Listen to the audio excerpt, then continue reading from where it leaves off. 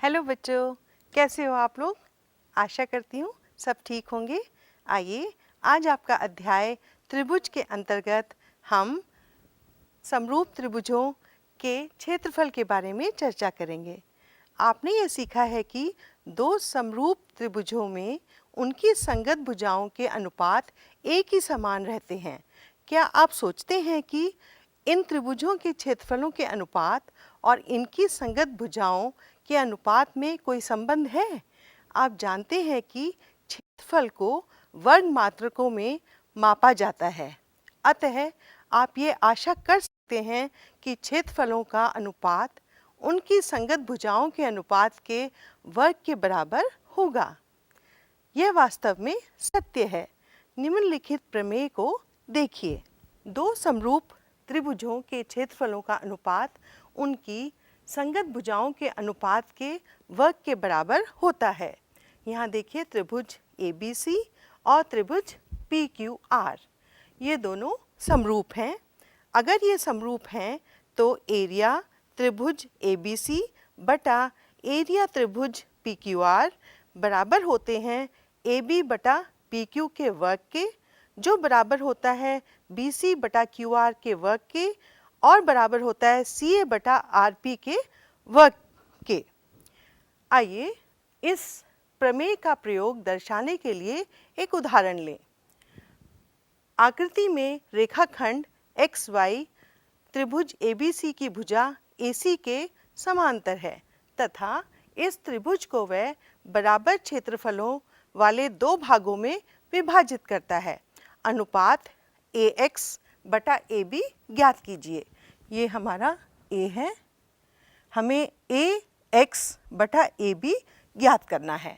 हमें दे रखा है कि रेखाखंड XY AB AC के समांतर है।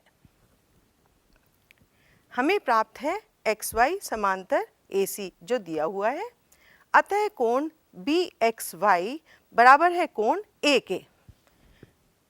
ये कोण इस कोण के बराबर है। क्यों? ये हमारी संगत कोण है। इसी प्रकार हमारे पास कोण BYX, ये देखिए BYX कोण बराबर है BCA के। क्यों? क्योंकि ये भी संगत कोण है। इसलिए त्रिभुज ABC समरूप है त्रिभुज XBY के AA समरूपता कसौटी द्वारा। अतः एरिया त्रिभुज ABC बटा एरिया त्रिभुज XBY को हम लिख पाएंगे AB बटा XB का वर्ग प्रमेय द्वारा। इसको हम समीकरण संख्या 1 ले लेते हैं। साथ ही एरिया त्रिभुज ABC बराबर है 2 गुना एरिया त्रिभुज XBY के, ये भी हमें दिया हुआ है। अतः एरिया त्रिभुज ABC बटा एरिया त्रिभुज XBY को हम लिख पाएंगे 2 बटा 1। इसको समीकरण संख्या 2 मान लेते हैं। इसलिए समीकरण संख्या 1 और 2 से हम लिख पाएंगे AB बटा XB का वर्ग बराबर है 2 बटा 1, अर्थात AB बटा XB बराबर है वर्गमूल 2 बटा 1, या XB बटा AB बराबर होगा 1 बटा वर्गमूल 2, या और सरल करने से 1 माइनस XB बटा AB बराबर होगा 1 माइनस 1 बटा वर्गमूल 2, जिसको हम और सरल कर लेते हैं। AB माइनस XB बटा AB बराबर होगा वर्गमूल 2 माइनस 1 बटा वर्गमूल 2। आइए इसको और सरल करके और इसकी हम मान निकालते हैं। AX बटा AB बराबर है वर्गमूल 2 माइनस 1 बटा वर्गमूल 2। वर्गमूल 2 माइनस 1 बटा वर्गमूल 2 गुना वर्गमूल 2 बटा वर्गमूल 2, इससे हमने गुणा किया और हमने इसका पाया AX बटा AB का मान जो है 2 माइनस वर्गमूल 2 बटा 2। तो आया बच्चों समझ में आपको? आइए अगला प्रश्न करते हैं। आपकी प्रश्नावली 6.4 का पहला प्रश्न कहता है, मान लीजिए त्रिभुज ABC समरूप है त्रिभुज DEF के और इनके क्षेत्रफल क्रमशः 64 सेंटीमीटर वर्ग और 121 सेंटीमीटर वर्ग हैं। यदि EF बराबर है 15.4 सेंटीमीटर तो BC ज्ञात कीजिए। तो पहले हम त्रिभुज बना लेते हैं। त्रिभुज ABC और दूसरा त्रिभुज हमारे पास ये हो गया DEF।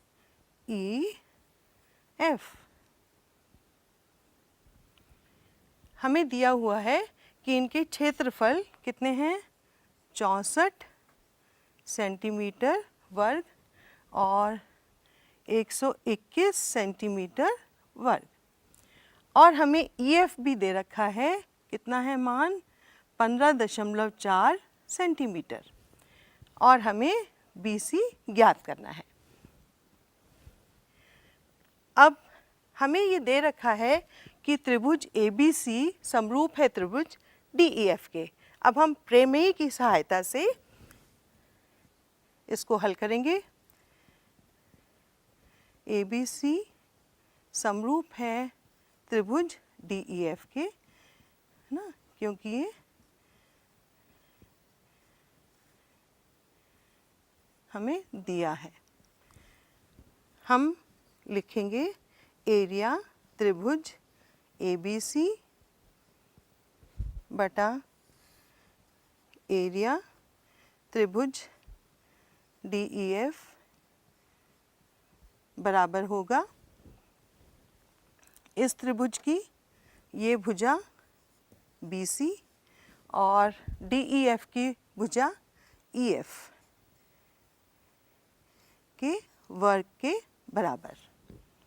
ठीक है, अब हम इनका मान रख देते हैं। क्या मान हमें दे रखा है ABC का?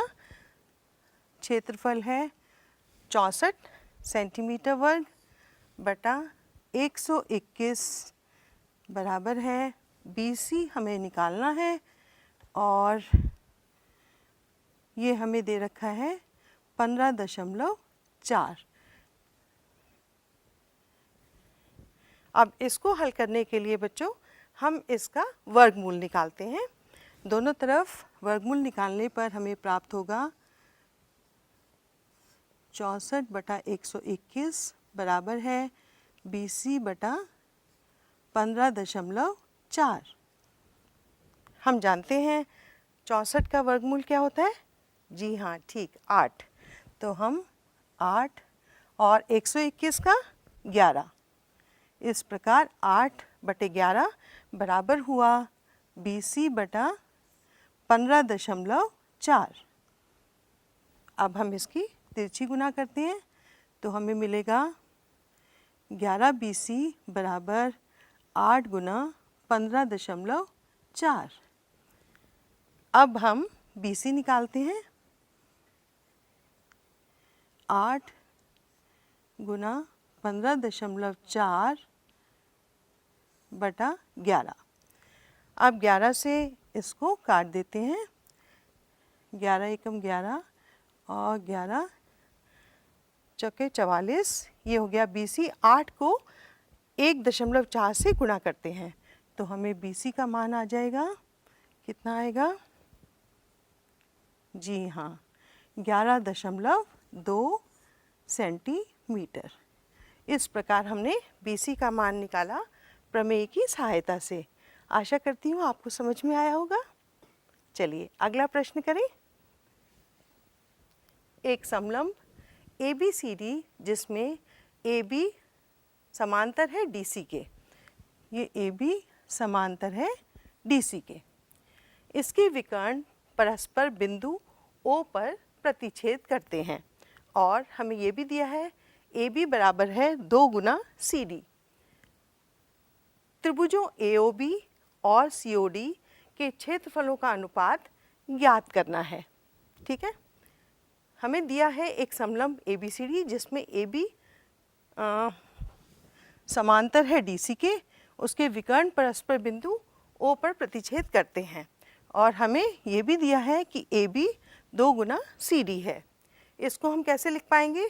AB बटा CD बराबर होगा 2/1। इसको हम समीकरण संख्या 1 ले लेते हैं।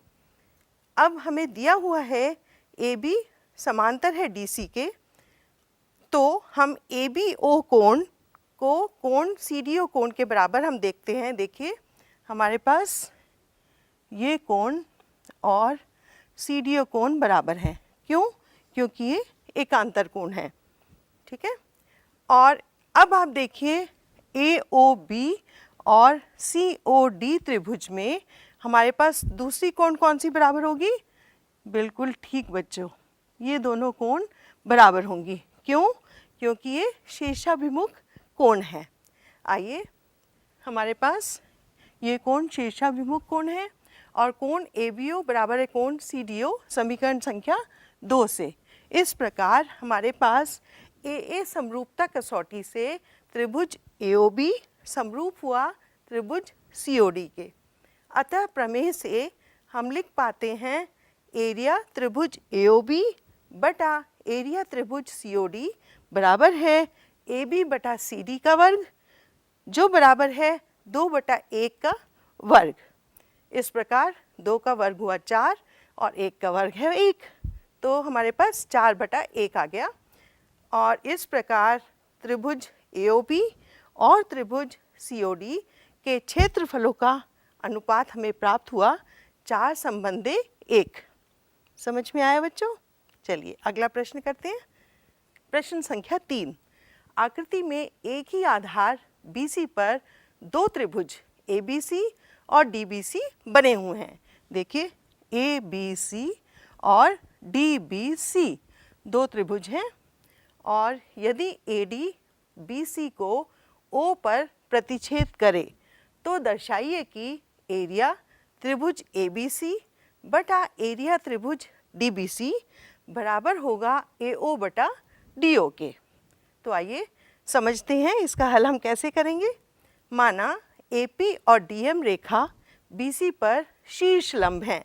इसका मतलब ये देखिए, ये दोनों 90 डिग्री का कोण बना रहे हैं।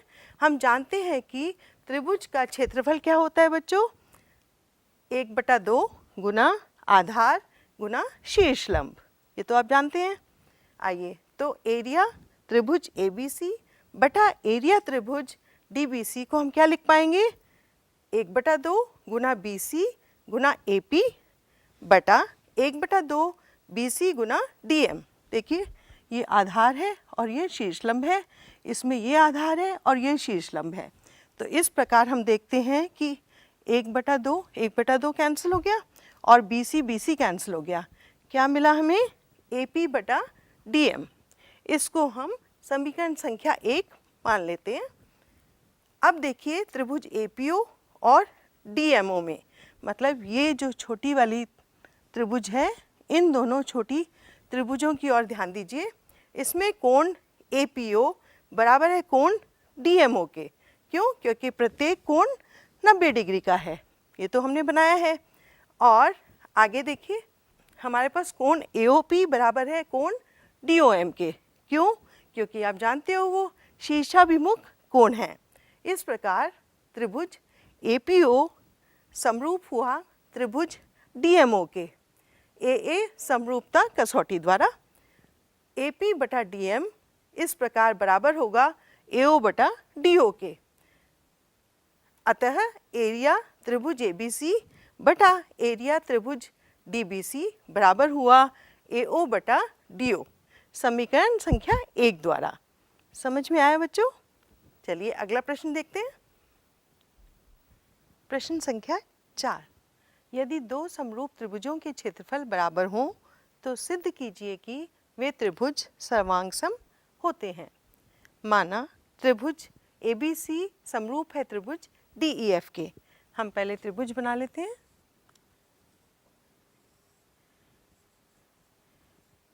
ये त्रिभुज ABC और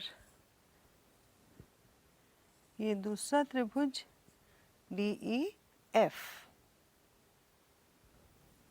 हमें दिया हुआ है कि त्रिभुज ABC समरूप है त्रिभुज DEF के, इसलिए एरिया त्रिभुज ABC बटा एरिया त्रिभुज D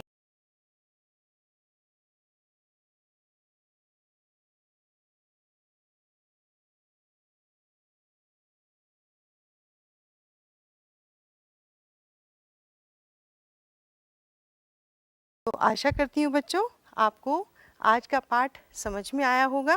खूब अभ्यास कीजिएगा। धन्यवाद।